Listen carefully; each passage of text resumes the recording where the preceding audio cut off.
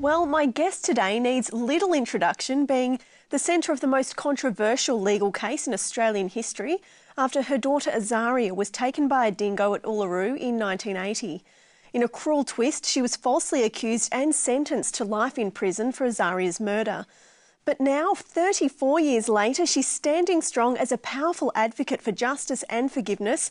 Joining us today is, of course, the lovely Lindy Chamberlain Creighton. Welcome, Lindy. So great to have you with us. Thank you, Danielle. I want to just jump straight into things, if that's all right with you. Lindy, let's rewind back to 1980. A bittersweet year for you, wasn't it? You had the birth of your beautiful baby daughter, Azaria. Excited little boys, Aidan and Regan, with a baby sister finally. Yes. And then things changed, didn't they, in August of that year? Tell us what happened. No, I'm going to say if you really want to know all the details, Danielle, you can buy my book and read it there. And by the way, folks, it's a fantastic book, a big one, but a wonderful book, full of dispelling a lot of rumours, Lindy, getting right down to the facts and the intricacies of just an incredible journey that you've had. Yeah, well, I didn't actually say that to make you buy the book or give you a plug. It's just that after 34 years, I've decided I don't need to put myself through that sort of pain anymore. Yep. What's important is what I've learned from what happened to me rather than what happened to me. Tell us a bit about that. And so my book itself, up until this point, it's been called Through My Eyes because it was written through the eyes of the eyewitnesses, and even some of the police cooperated with me, and the lawyers went over their parts and the scientists went over their part, and so it was appropriate to call it Through My Eyes because it was through the eyes of the people involved. And so I've tried to tell it as my story, but let it be as factual as I could possibly make it. But now it's gone international. People don't know my name and through whose eyes what's that. So it's changed its name to The Dingo's Got My Baby, which is what internationally is known. And it's something that I've noticed too, Lindy, is the case of Azaria really has impacted the Australian culture. I mean, we see the story inspiring caricatures and cartoons, operas, television series, movies, Evil Angels, of course, and Through My Eyes, which was the telly series. What's that been like for you, seeing something so personal become so public? That's really hard to describe. It's so far out of the normal sphere of life, and people sort of think, well, if they see you on television, you know, you're important, you're on show all the time. And it's like, no, I'm just an ordinary Aussie housewife. And then I look at the television things and go, oh, that's supposed to be me. And I guess when it first happened, there was so much that was supposed to be me that was not factual and was not me. And I'd watch it to see what that other Lindy Chamberlain was supposedly doing. That when these other things came in, it was just sort of not a huge leap, but just a tiny little incremental step as part of the story. And it's there, but it's and as factual as some of them are, and some of them are. Certainly the movie Cry in the Dark is, except for tiny little pieces. It still does not seem like me. It's sort of part of that alter ego that's not me. Wow. Does that make sense? Yeah, absolutely. And of course then, you know, there's the satirical elements that come out in certain things too. And some of them are really funny. You know, I laugh at them because some of them are really funny. And can you give us an example? Some of them are nasty. Well, the one that jumps into my mind first always, and maybe because it was the first one that I thought was really funny that affected me, was nicking through the back. There'd been a bomb scare in Alice Springs in the court in the first inquest. and we were taken out the back way through the cop shop, and they hadn't expected us to go around that way, and their bulletin board was there, and there on the bulletin board was a cartoon, and it had two big policemen, you know how they draw them with the massive shoulders going down to no feet, and they were standing in the dock, and between them, paws handcuffed up, was this tiny little Scottish terrier with its nose barely over the top, and the caption was, "Please, Your Honour, I was nowhere near Esrock at the time." Oh, I thought that was hilarious. Some of the others with me did not, but, you know, it struck my sense of humour.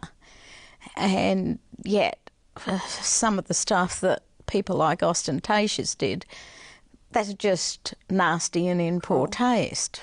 Let's just touch on that for a minute, Lindy, the nasty side of things, because things did get quite nasty revolving you at that time. I've heard reports of, you know, pub brawls. It really was the case that divided a nation. I've heard of, you know, Adventist school kids being teased. I know your boys, you know, copped they a fair certainly bit. were. I heard of a radio announcer whose mother happened to look like you around that time, mistaken for you and spat on. What was it like at that time, seeing the effect not only that you're experiencing, but on those around you? Uncomfortable. Going down the street, even if you didn't, you know, go like this to everybody that was looking with you, you realised that the minute you pass, I mean, you could see out of the corner of your eye, heads would be going, Wow. and there'd be that. These days, it's 99.9% of the time it's nice rather than nasty. But, you know, no matter how good the reason is, if you walk into a room, even if it's your surprise birthday party, it's like everybody's looking at me. Only in my situation it was, you know, everybody's looking at you because there's that woman. Yeah. And so it's uncomfortable, and you have to sort of keep your face as neutral as possible and that sort of thing, and pretend you don't hear the dingo whistles. And so much so, in fact, has it become second nature to me not to notice that some of my friends will say, "I love you, you know, if you don't want to see somebody, you just walk past without looking, and you don't look." And it's like, well, I wasn't looking. I actually didn't see you there. And so some people probably think I'm rude. And my girlfriend said to me just recently, "Didn't you see that lady smile twice and say hello?" And I'm like, "What lady?" I just didn't see it because I'm so used to not seeing that sort of thing on purpose. It doesn't register anymore. It's become part of the norm. Yeah. So unless they come up to me, in which case, yes, I see them and yes, I talk to them. Otherwise, I just don't see it most of the time. Yeah. Well, Lindy, after the break, we're going to talk about what the new norm is for you. I'm really excited about what you're doing with your life now. We'll take a break, guys. Stay tuned. We'll be back with Lindy after the break. Thousands of years ago, a series of ancient prophecies were disguised within a system of mysterious symbols. For centuries, these remarkable predictions have been sealed to the world until now. Check out our new Secrets of Prophecy online course today in 24 beautifully illustrated free studies at www.itiswrittenoceania.tv or call 1300 300 389 for your free copy today. Signs of the Times, a magazine for a world on the brink. And this month in Signs, can you believe in a God that science cannot prove exists? Eat like a caveman or quit sugar. We review the latest diet trends, 50 Shades of Grey. First the novel, now the movie. And we answer life's big question, why are we here? All in this month's Signs of the Times. Subscribe to Signs today and change your life.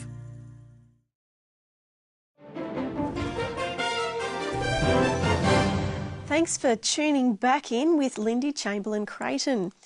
Now, Lindy, we've heard all sorts of definitions of who you are, you know, from the cold-blooded baby killer to the innocent woman who was imprisoned for the death of her baby. But you tell me, who is the real Lindy? Me? It is Lindy. What's life like for you? What are the things you love and enjoy and take delight in life?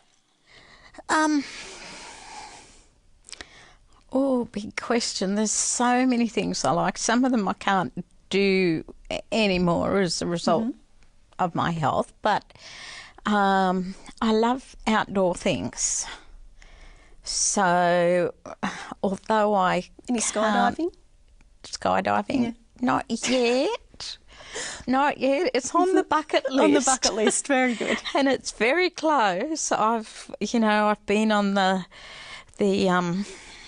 what do you call them? The big parachutes that they tow behind the boats. Oh, parasailing? Parasailing. That's Very it. good. I'm yet to do that one, but would love to. That is so much fun.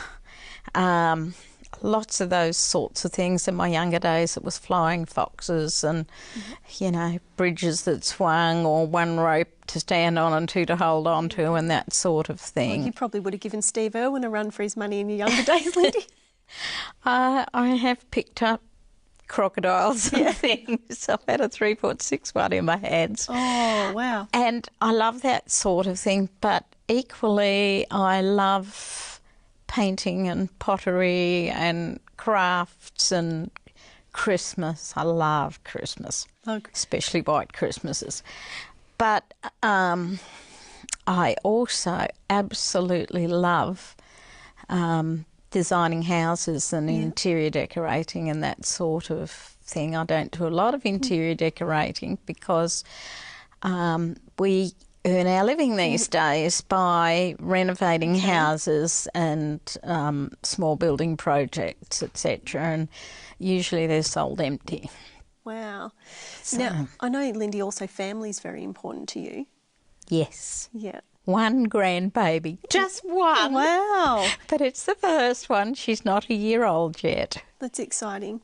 And what really strikes me with you, Lindy, we had you, of course, in Victoria to run some programs a few years ago, and all this stuff we've seen in the media over the years about Lindy's cold and hard, and I remember particularly you speaking about your dad, and you, even now I can see you just get a little bit emotional about that. The love for him just wells up, and shouldn't start me. I shouldn't. I'm sorry. I didn't expect that reaction in its fullness. But, beautiful to see. I see so much compassion in you.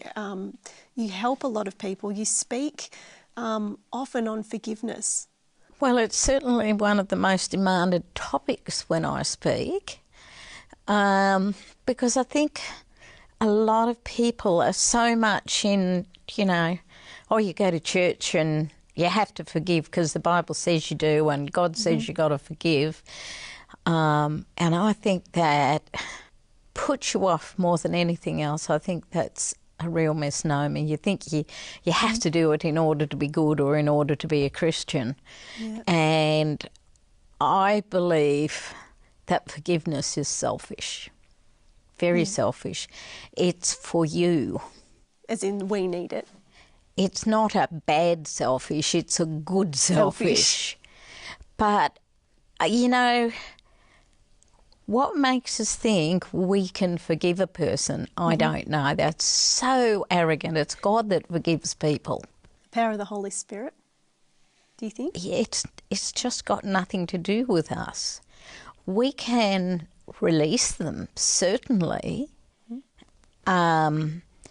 But to me, forgiveness is saying to yourself, look, what was done is not all right. I won't let that happen again. Once, fool me once, it's on you. Fool me twice, it's on me. Yeah. It's a caution. It's a caution. You don't quite have that same relationship. But what a person does and who they are two different things. The trust issue is different. Yeah. But God loves them as much as he loves you. And somebody said to me this weekend, I've got this real problem, what, forgive them, what if I end up next door to them in heaven? And I said, well, if you do, you know that they've been sorry for what they did. God's forgiven them and they're a whole different person, the same as you are. And you'll get on fine with them in heaven. And she went, That's I've had such a struggle with that. And it's those epiphanies, isn't it, Lindy, that change. At some point we have to make a choice. Now, on your website, you've got a really interesting statement that says, only you can imprison your mind. I mean, that's great wisdom. That's very powerful. At what point in your journey did you come to that realisation? When I was a teenager or younger, I suppose. I guess it's one of the reasons I write resist in the front of my book when I'm signing it all the time, because of Marie Durant. Powerful story. And it is so much, Did you have to do that? They can tie your body up as much as they like, but unless you voluntarily give your mind, you are free. And that's the whole point of forgiveness. It's saying, I don't have to hold the nastiness that you're trying to put on me. That is not my burden. That's yours. You're responsible for that. What you do with that is your responsibility. I'm handing it back to you. I'm taking back my headspace. I'm not renting it out to anybody else. It's mine. I will dwell there. You won't. I'm giving myself permission to get over what's happened to me in the past. Use it as a lesson, learn from it, move on, but I don't have to go back and visit it. My life is here, now.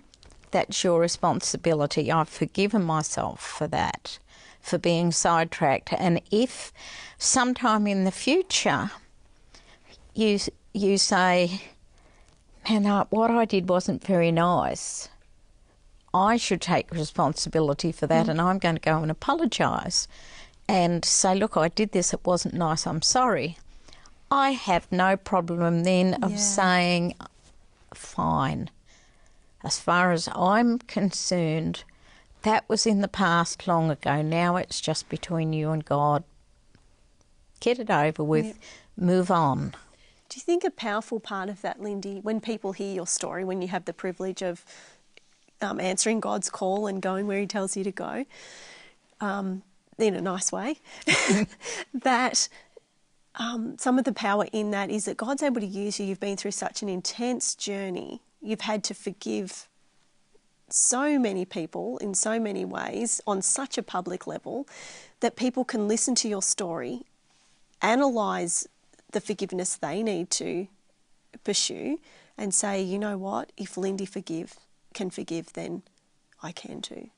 A lot of people do come and say that to me, and they also say, you know, I've really struggled with it, because it's like saying, I thought what I was being told to do was tell you it's okay what you've done.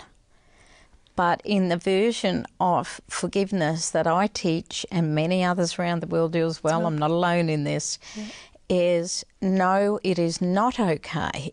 What you did was wrong. And I will do all in my power not to put myself in that position anymore. But I don't have to keep that burden. I can go ahead and make that burden aside, leave that burden to you. And I think a really good illustration of that, and one I used this weekend in a totally different talk, is two monks. Okay. Who, as part of their religion, women were unclean. Right. And going on a journey one day, they came to a river and there was an old lady sitting there crying. And they said to her, you know, Mother, what's wrong? And she said, well, I'm going to surprise my son. He lives on the other side. He doesn't know I'm coming, and the river is too swift. I can't cross. And so the older monk picked her up and piggybacked her across the river. Even though she was unclean? Let her down at the other side, and she went her way. and he and his young protege went the other way. And a couple of hours later, which were fairly silent, finally the younger one burst out, "I don't understand it. She was unclean and you carried her." And the older one looked at him and said, "Son, I put her down 2 hours ago. You are still carrying her." Wow.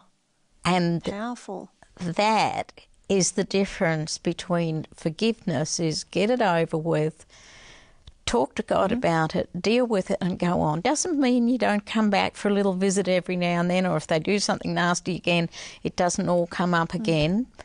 But you have to change your outlook on it and say, "God, I'm getting sidetracked on somebody else's nastiness. I need to let this go. You love me. Doesn't matter whether they love me or not. You love me," and that's the bottom line, isn't it? Yeah. Lindy? And that's something that I think the whole of, well, not just Australia, the whole world has seen in your life. You're very honest. You've demonstrated that very publicly, very personally. On behalf of Australia, I'd like to thank you for that. Your willingness to share, your willingness to turn your life around in the power of Jesus, and minister to the needs of other people. It's compassionate and it's awesome. And I just want to thank you again for being with us today on INFOCUS. Thank you. Thank you for having me. God bless. We'll be right back after the break.